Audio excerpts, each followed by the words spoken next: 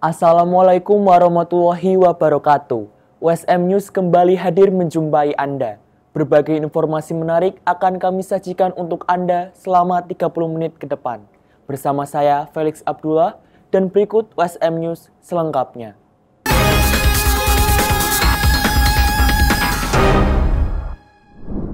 Dalam rangka Disnatalis Universitas Semarang ke-38 dan menjadi ajang untuk nguri-nguri budaya, pagelaran wayang kulit pada 2 jam sukses digelar dengan hikmat. Universitas Semarang sukses menyelenggarakan pagelaran wayang kulit pada 2 jam dalam rangka memperingati Disnatalis USM yang ke-38. Kegiatan yang digelar di Auditorium Insinyur Wijatmoko USM pada 19 Juni 2025 ini secara resmi dibuka oleh Rektor USM Dr. Supari STMT melalui penyerahan tokoh wayang kulit oleh Ketua Panitia. Pentas wayang kulit berlangsung hikmat dipimpin oleh Dalang Ki Dr. Insinyur Haji Sunardi MPIMH dengan tema manifestasi Wahyu Makutarama terhadap regulasi berbangsa dan bernegara. Dalam sambutannya, Dr. Supari STMT mengungkapkan, melalui pagelaran wayang kulit ini, USM berpegang teguh pada komitmen awal, yaitu mencerdaskan bangsa dan menjaga keragaman budaya yang ada di Indonesia. Yang meskipun mungkin frekuensinya masih belum banyak, namun USM tetap pada komitmen awal sesuai tujuan pendirian USM, yaitu ikut mencerdaskan bangsa, dengan menjaga keanekaragaman NKRI. 4 pilar kami jaga terus, dan dari USM Bismillah untuk Indonesia. Matur suwun, semoga Tuhan Yang Maha Kuasa senantiasa melimpahkan berkah rahmatnya kepada kita semuanya. Kegiatan pagelaran wayang kulit ini menjadi ajang untuk nguri-nguri budaya Jawa yang telah diwariskan oleh nenek moyang. Menjadi fokus pada pagelaran tersebut, Wahyu Makutarama, sebuah ajaran hasta brata atau 8 pedoman kepemimpinan yang bersumber pada sifat dan watak pada 8 unsur alam, antara lain matahari, bulan, bintang, mendung, bumi, samudra, api, dan angin. Ilmu setinggi langit, sains murni, baik itu dalam bidang fakultas apa saja sesuai bidangnya, tapi juga kita kembali back to basic, kembali kepada alam, kembali kepada orang Jawa itu yang menjunjung tinggi filosofis luhur, mulai sikap ucap ulat dan tandang grayang, ojo nganti rumangsa bisa rumangsa gitu. Cukup.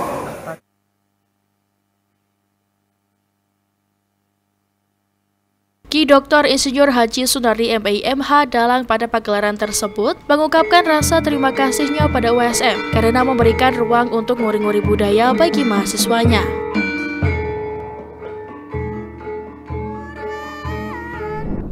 Sukses melaksanakan penanaman tebu secara resmi di keluasan 574 hektar di Jombang Ngawi. Dengan terselenggaranya kerjasama ini, kembali terbentuk sinergi yang baik antara Perhutani dengan PT SGN, guna mendorong percepatan peningkatan produktivitas tebu atau gula nasional. Perum Perhutani Divisi Regional Jawa Tengah melaksanakan penandatanganan perjanjian kerjasama budidaya tebu antara Perum Perhutani dengan Pabrik Gula Lingkup PT Sinergi Gula Nusantara atau SGN yang dilaksanakan di Kantor Perhutani di Vrejateng, Semarang pada Rabu 18 Juni 2025.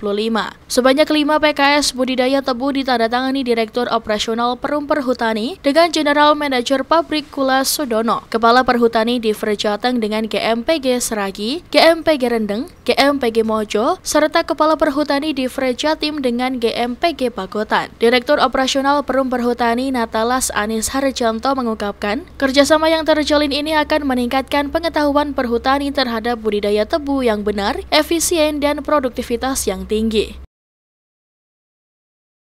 Jadi, alhamdulillah pagi hari ini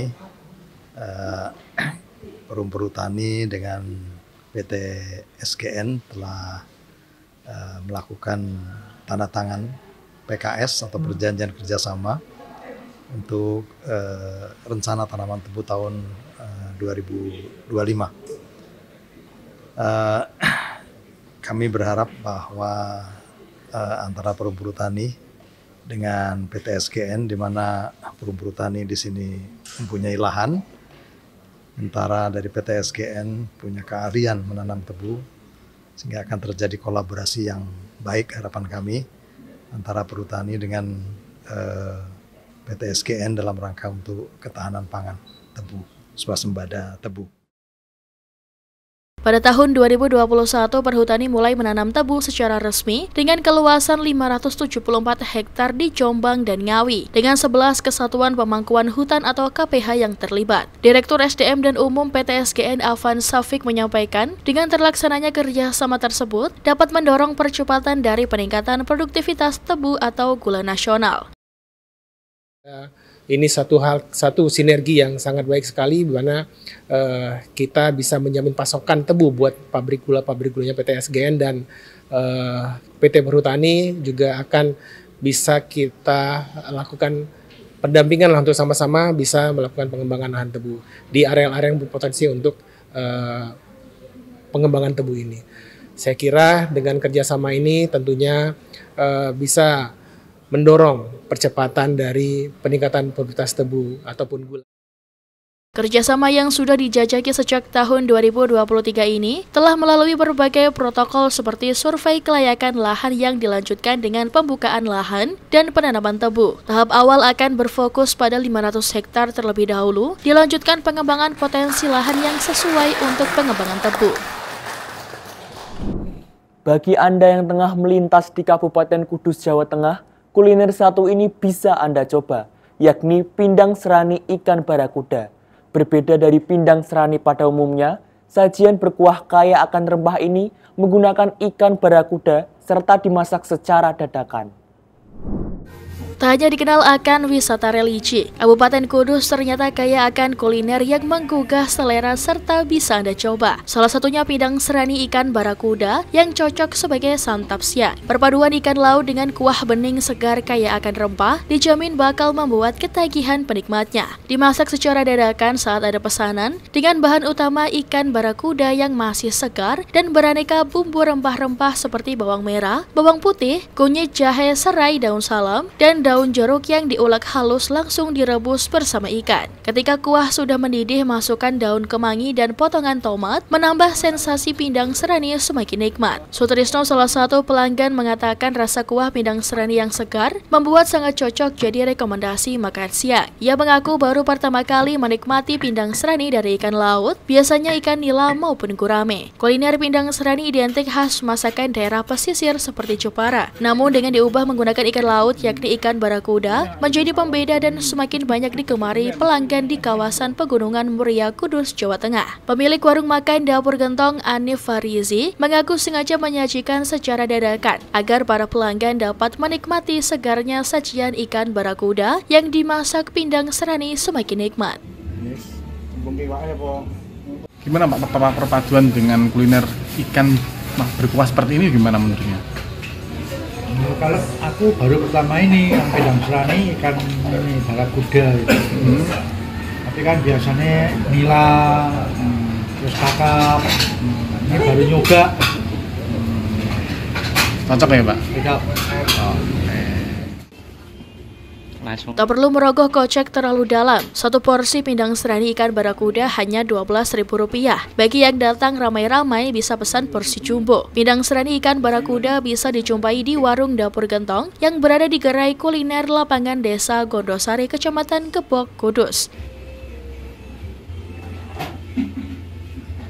Andalanya untuk saat ini pindang serani. Untuk yang daerah sini kan, kalau pindang serani kan terkenalnya di Jepara Mas ya. Ini tak boomingnya untuk daerah Kudus untuk tak kasih pindang serani. Di sini masih awam tapi banyak yang minat. Gitu. Oke, pindang serani itu apa sih Mas? Maksudnya? Pindang serani itu masakan yang dari rempah-rempahnya kayak bawang putih, bawang merah, kunir kayak gitu. Dengan ikannya ikan laut. Gitu. Ada ikan barakuda, kadang ikan sendro, tergantung ketersediaan gitu. Dari Kudus, Eni Ayu Lestari melaporkan. Dukung penguatan ekonomi kerakyatan, Asosiasi Pengecer Pupuk dan Pestisida atau Aspenda Kabupaten Blora bentuk koperasi. Mereka sepakat dengan memberi nama Koperasi Aspenda Sukses Makmur. Pemotongan pita dan pemotongan tumpeng menjadi pertanda dibukanya Koperasi Aspenda Blora. Ketua Pengawas Asosiasi Pengecer Pupuk dan Pestisida atau Aspenda Kabupaten Blora, Agus Nugroho menyebut jika pembentukan tersebut bertujuan untuk memperkuat jaringan ekonomi kerakyatan. Ada 300-an anggota di koperasi tersebut yang terdiri dari berbagai desa dan kecamatan yang ada di Blora. Sebenarnya koperasi tersebut sudah digagas jauh-jauh hari tetapi baru diresmikan kali ini. Menurutnya koperasi itu terdiri dari pengusaha-pengusaha kecil yang berbasis di desa dengan pendanaan yang mandiri dan dengan iuran anggota. Koperasi Aspenda juga akan direncanakan bekerja sama dengan Bulog sehingga bisa turut memasarkan sembako, termasuk juga memasarkan produk-produk yang dihasilkan kios pupuk lengkap atau KPL. Uniknya, Koperasi Aspenda berjalan tanpa menunggu kucuran anggaran dari APBN atau APBD. Pembukaan Koperasi Aspenda tidak berpengaruh dengan didirikannya Koperasi Desa Merah Putih yang digagas oleh Presiden Prabowo. Kita ingin pemerintahan Prabowo ini merubah strategi ekonominya dari oligarki ke sosialis.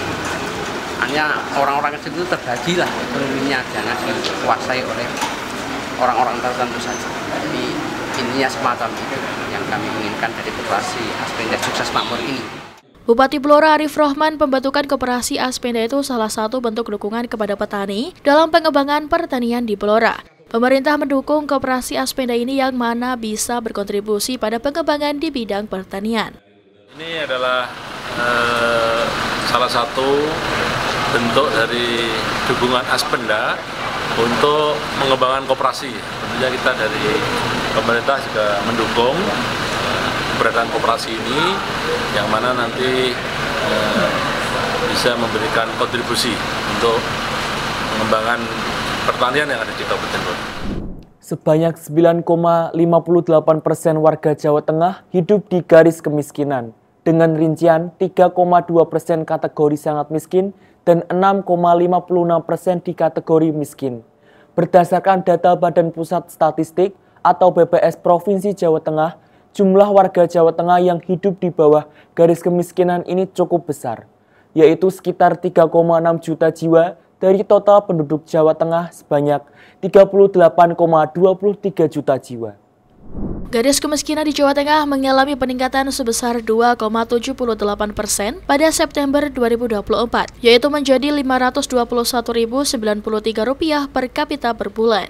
Peningkatan ini berarti bahwa warga Jawa Tengah yang hidup di garis kemiskinan harus menghadapi tantangan ekonomi yang semakin berat. Menurut Kepala BPS Jawa Tengah, Endang Triwahyuningsih, perhitungan garis kemiskinan di Jawa Tengah menurut BPS mengacu pada kebutuhan dasar masyarakat atau cost of basic needs. Angka tersebut terlihat melalui jumlah pengeluaran minimum yang dibutuhkan untuk memenuhi kebutuhan pokok makanan dan non-makanan seperti pakaian, tempat tinggal, dan pendidikan. Dengan demikian, pemerintah dan masyarakat Jawa Tengah perlu bekerja sama untuk mengurangi kemiskinan dan meningkatkan kesejahteraan masyarakat. Pemerintah dapat meningkatkan upaya untuk meningkatkan ekonomi masyarakat seperti melalui program-program pembangunan ekonomi dan sosial. Sementara masyarakat perlu meningkatkan kesadaran dan partisipasi dalam pembangunan ekonomi dan sosial. Jadi kalau kemiskinan di Jawa Tengah sendiri sebenarnya juga sudah di bawah 1 digit, meskipun masih tinggi lah ya, intinya cukup tinggi lah 9,sekian%.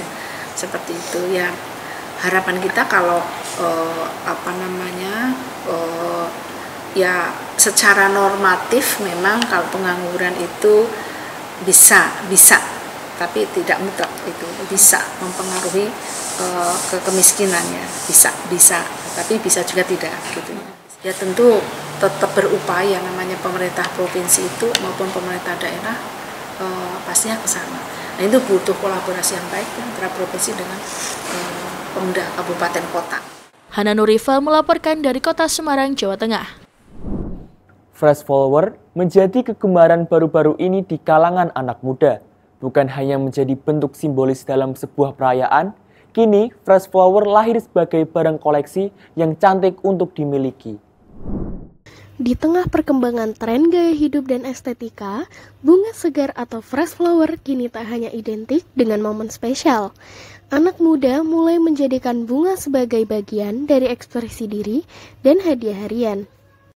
Kalau aku sih karena emang suka aja gitu nggak sih, kayak ngelihat kalau bunga-bunga fresh itu kayak cerah banget gitu kan, jadi kayak naikin mood gitu. Kayak kalau pagi-pagi segar gitu di mata, kayak bangun tidur ngeliat kayak gini. Pendapatku anak muda menggemari ya oke-oke aja sih, bagus gitu. Maksudnya kan karena kayak fresh flower ini kan apa ya, ya kalau kayak kita nih beli buat diri sendiri ya, kita tuh bisa seneng gitu, naikin mood kita kayak gitu. Bagus sih kalau emang tertarik buat diri sendiri kayak gitu. Maksudnya kan nggak rugi juga kan beli fresh flower atau gimana gitu. Popularitas fresh flower di kalangan anak muda terlihat dari meningkatnya jumlah toko bunga modern dan penjual daring. Tak sedikit dari mereka yang membeli bunga bukan untuk orang lain, tetapi untuk diri sendiri sebagai bentuk self-reward atau sekadar mempercantik ruangan. Minat anak muda terhadap bunga segar menunjukkan bahwa keindahan alami masih memiliki tempat istimewa di tengah arus modernisasi. Tak sekadar tren, bunga menjadi simbol perhatian, perasaan, dan kreativitas yang terus tumbuh di kalangan generasi masa kini. Pemirsa, walau restoran halal semakin banyak dijumpai di Amerika, toko pizza halal masih cukup jarang ditemukan. Bermitra dengan pengusaha Ali Zahir, seorang diaspora Indonesia menjawab permintaan tersebut dengan Uptown Kitchen di Pittsburgh, Pennsylvania. Informasi ini sekaligus menutup perjumpaan kita pada hari ini. Saksikan terus USM News hanya di USM TV. Saya Felix Abdullah dan seluruh kru yang bertugas pamit undur diri. Terima kasih. Kali ini saya berada di kota Pittsburgh di negara bagian Pennsylvania. Sembari jalan-jalan menikmati suasana kota, saya juga mencari restoran pizza halal. Katanya pemiliknya diaspora Indonesia. Saya Haryadi, saya pemilik Uptown Kitchen di Pittsburgh, Pennsylvania. Pada umumnya restoran ala Itali menggunakan bahan makanan yang berasal dari babi. Namun, Hari bersama rekan bisnisnya Nurdin Baboce asal Aljazair memutuskan untuk menggunakan semua bahan baku yang halal. Kita melihat sejak awal marketnya semakin besar. Ternyata setelah kita buka, bahkan kita cantumkan di menu, kita punya logo halal, itu orang tetap aja datang ke toko. Banyak orang juga ternyata yang bukan non-muslim pun juga mencari bahan makanan nggak berbahan baku pork. Dari mulut ke mulut mereka cerita ke orang, terus banyak kita nambah customer seperti itu. This store do not sell any pork product. Right, yeah. What do you think about that? Yeah, no, I think it's great. So the man that owns the building is the head of the ICP, the Islamic Center of Pittsburgh, and so it's really nice that everything's halal too for that community too. Sekarang saatnya pesan makanan tanpa khawatir asal-usul dagingnya. What size? 9 ya paling kecil ya, 9. Ya, 9 inch sajalah. Italian sub yang versi halal. Wah, asik banget nih. Tuh, ada bacon, ada Italian sausage, ada sayurnya, lengkap deh. Bismillahirrahmanirrahim. Dari Pittsburgh, Pennsylvania, Ronan Zakaria dan Irfan Ihsan, selamat menjalankan ibadah di bulan Ramadan.